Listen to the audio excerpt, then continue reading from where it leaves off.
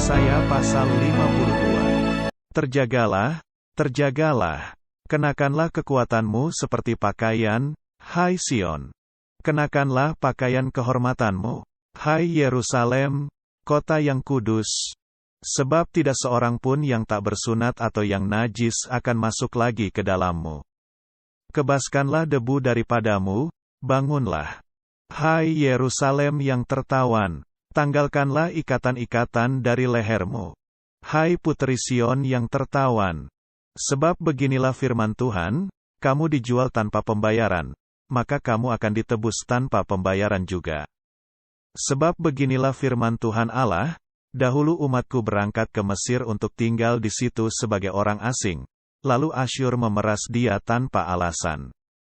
Tetapi sekarang, apakah lagi urusanku di sini? Demikianlah firman Tuhan. Umatku sudah dirampas begitu saja.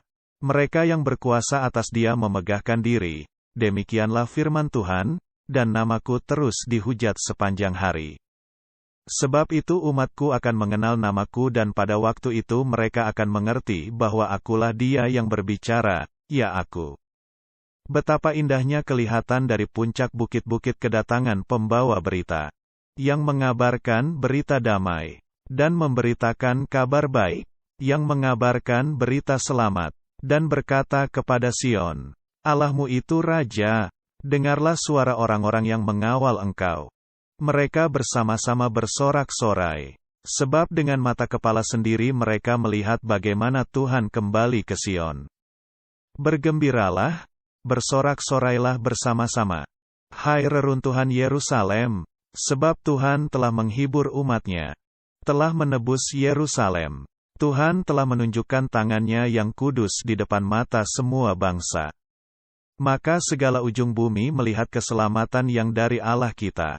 Menjauhlah, menjauhlah, keluarlah dari sana, janganlah engkau kena kepada yang najis. Keluarlah dari tengah-tengahnya, sucikanlah dirimu. Hai orang-orang yang mengangkat perkakas rumah Tuhan. Sungguh, kamu tidak akan buru-buru keluar. Dan tidak akan lari-lari berjalan. Sebab Tuhan akan berjalan di depanmu. Dan Allah Israel akan menjadi penutup barisanmu. Sesungguhnya, hamba-Ku akan berhasil. Ia akan ditinggikan, disanjung dan dimuliakan. Seperti banyak orang akan tertegun melihat dia. Begitu buruk rupanya, bukan seperti manusia lagi. Dan tampaknya bukan seperti anak manusia lagi, demikianlah ia akan membuat tercengang banyak bangsa. Raja-raja akan mengatupkan mulutnya melihat dia.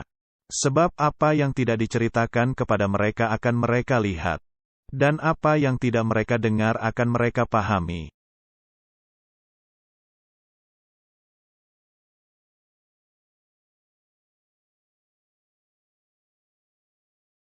Shalom, saudara-saudaraku yang kekasih, puji Tuhan, kita masih diberi kesempatan hidup dan mempelajari firman Tuhan, panduan kehidupan dari Yesaya 52. Tuhan Yesus memberkati kita semua.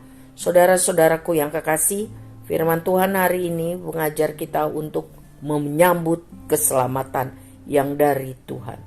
Tuhan menghukum umatnya Israel dengan tujuan agar mereka bertobat dan berbalik kepada Tuhan. Dan menjadi imamat yang rajani, orang-orang yang memberitakan perbuatan Tuhan yang besar, agar seluruh bangsa di bumi boleh mengenal Tuhan yang benar. Bukan Tuhan menghukum dengan tujuan membinasakan atau memusnahkan genosida Israel, tidak. Ia adil, karena itu perbuatan dosa harus dihukum. Tapi Ia adalah Tuhan yang Maha Kasih, sehingga setelah hukuman, Tuhan akan kembali mengampuni, menyelamatkan, dan memakai umatnya untuk menjadi umat kesayangannya, pemberita-pemberita kabar baik.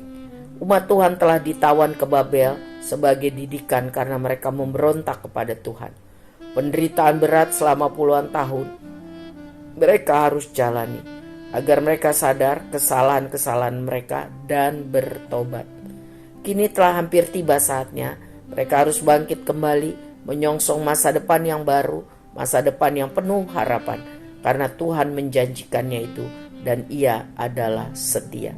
Hukuman Tuhan akan segera berakhir, Mereka akan keluar dari Babel dan Tuhan akan memakai Koreshi menjadi alat Tuhan, membangkitkan kembali mereka, memulangkan mereka ke Yerusalem dan memperbaiki kota suci Tuhan itu.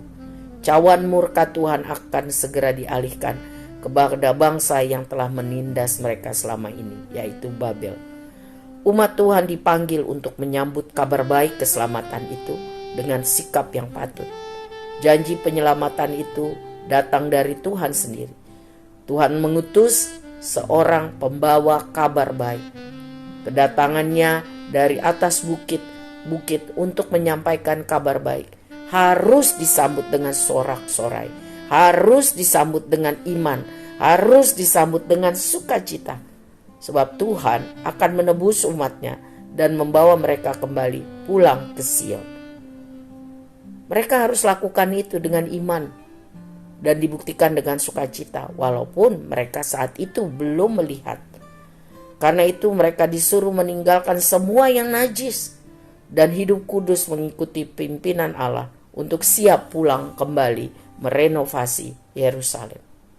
Saudara, sama seperti Israel, kita umat Tuhan saat ini dipanggil untuk menyambut kabar baik, kabar keselamatan.